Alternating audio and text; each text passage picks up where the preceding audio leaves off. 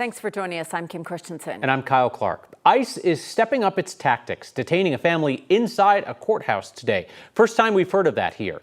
It's an apparent departure from the Trump administration's promise to focus on the worst of the worst and violent criminals. 9 News reporter Rashad joins us now. And Rhea, an immigration attorney, witnessed this whole thing. Yeah, and we've asked ICE why the family was in court today, but they haven't responded to our questions. But the attorney I spoke with said this family's case was on the docket for a removal proceedings hearing. They walked out of that hearing with a dismissal order from the judge, meaning they are no longer required to come to court when they were detained. Something was off at the federal courthouse in Denver Thursday morning. They were not in uniform, they weren't wearing vests, they were not identified as ICE. Emily Brock says she felt a tension she's never felt here before. She spent 10 years here as an immigration attorney with Rocky Mountain Immigrant Advocacy Network. I was just walking through the hallway when a young family was coming out of one of the courtrooms. It was a family of three, the father holding a toddler. As they walked out, a plainclothes officer told them in Spanish to come with them. 5 more agents gathered, identifying themselves as ICE. They were terrified, and the poor child was clinging to his father as they were ushered through the hallway and down a back staircase. Brock says the agents wouldn't let her intervene. This family was following the rules, and the rules were changed on them with no notice and resulted in their detention. The first time I have encountered it at the Denver Immigration Court. It's the first time this has happened in Denver, but only the latest time in the country that ICE has detained someone inside a courthouse. It's like a virus. Advocates like Christina Zaldivar says this wasn't just a violation of rights. It was done to send a message. Our government is going in and causing these kind of terrors, not only to a mother and father, but to a 1-year-old child. Like, how ridiculous is that? If you don't show up to court, they label you as a felon and you have no chance of getting your paperwork, documentation to be here lawfully. If you do show up, you get whisked away. To advocates, this level of enforcement doesn't just feel wrong. It feels unfamiliar. Let's snatch them up and throw them wherever we want to. That's not how America works. This is not what the United States stands for.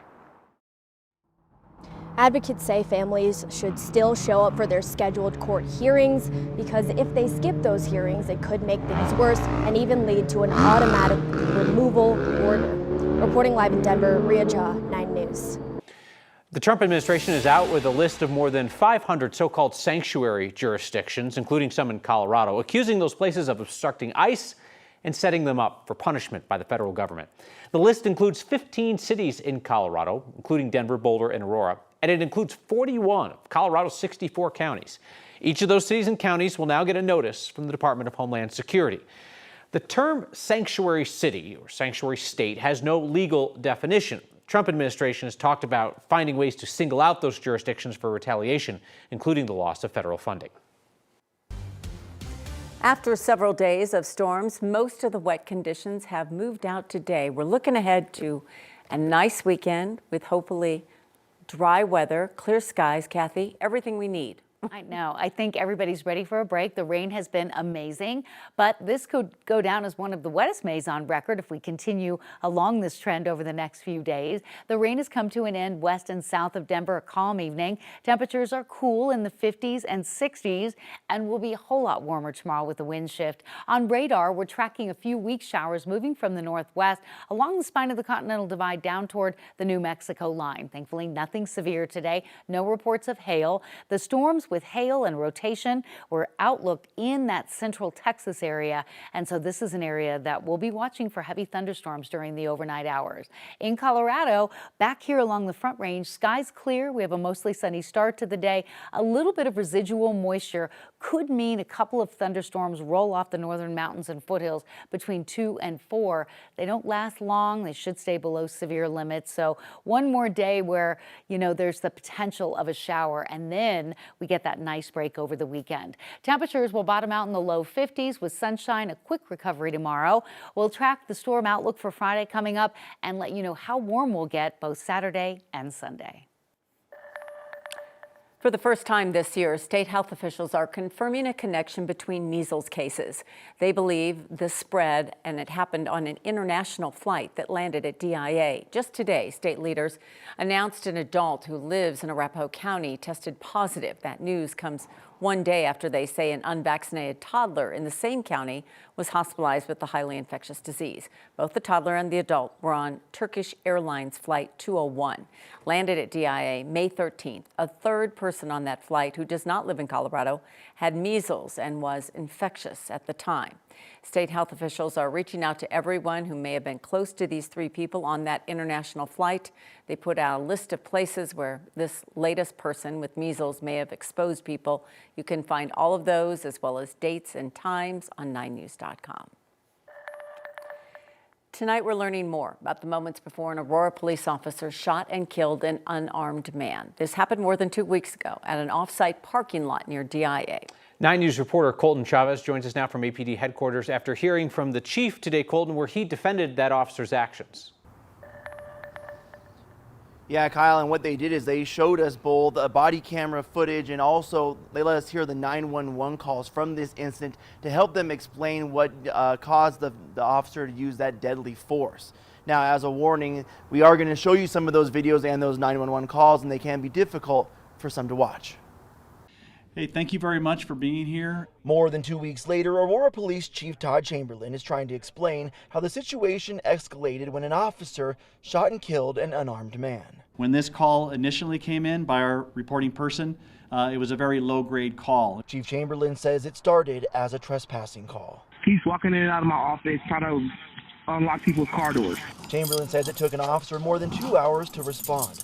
Body camera video shows the moment the officer arrives at the parking spot at East 56th and Himalaya near DIA. Why don't you have any shoes on? Don't be messing with that. Family identifies that man as 32-year-old Rashad Johnson. In the body cam video, the officer continues to talk to Johnson and then Okay, you need to leave. de-escalation tactics like using a baton and then a taser. After the officer is tackled by Johnson, the 2 men stop fighting and stand up.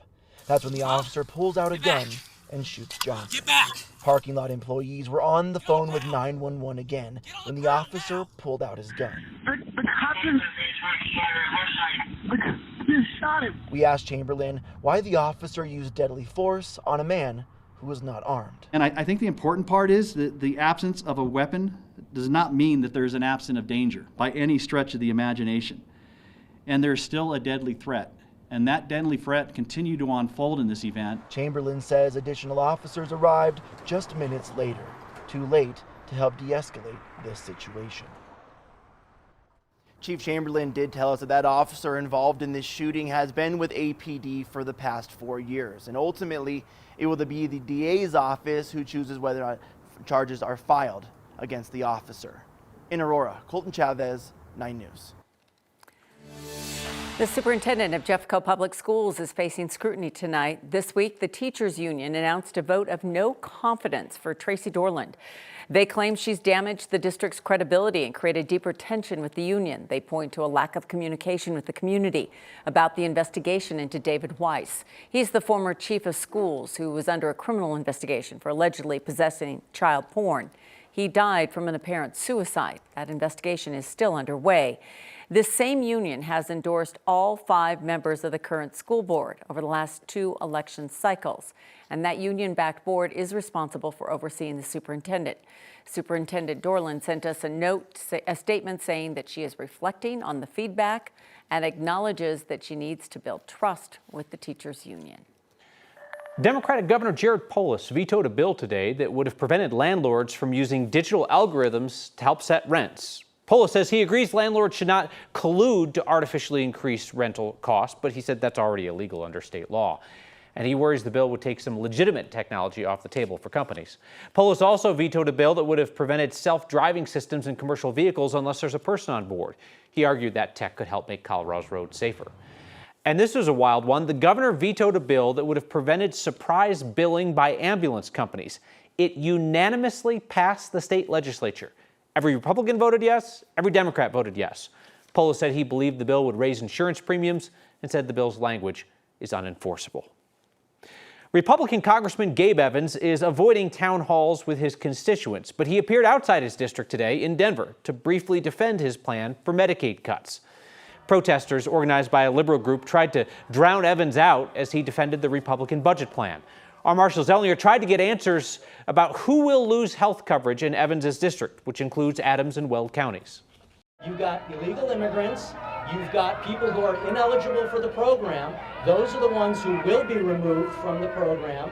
And then we have 4.8 million people across the country, able-bodied, working-aged adults with no dependents. I'm looking for a number Under, in your district. those are the who three in those categories categories? of people who are no longer eligible for Medicaid. Do you not know, Illegal do you not know immigrants. the number? That sounds Yeah, I'm anecdotal. telling you the number right now. You may not like the answer, but that's the answer. Next question. Evans refused to provide an estimated number of how many of his constituents will lose health coverage if his budget plan passes. So after that non-answer at the news conference, Evans said that he had a heart out. He needed to leave by 10 a.m. So Marshall pointed out it was not quite 10 a.m. and he still had more questions. Congressman, it's not 10 yet. So how does taking people off Medicaid and into emergency rooms for uncompensated care help medical providers in your district? Do you want illegal immigrants on Medicaid, Marshall? Colorado's Department of Healthcare Policy and Financing says as many as 166,000 Coloradans could lose health coverage because of the new eligibility requirements of the Republican bill. There are almost 1.2 million people on Medicaid statewide. 3 openly transgender cadets who earned their diplomas from the Air Force Academy today don't know what their futures hold. The cadets were not commissioned as officers because of a Supreme Court order allowing President Trump's ban on transgender troops to be enforced, while legal challenge to it plays out. The Trump administration gave transgender troops until next Friday to voluntarily leave. A policy issued last week says if cadets choose to not go on their own, they may be forced to repay their educational benefits. All cadets attend the academy for free, but experts estimate the education is worth hundreds of thousands of dollars.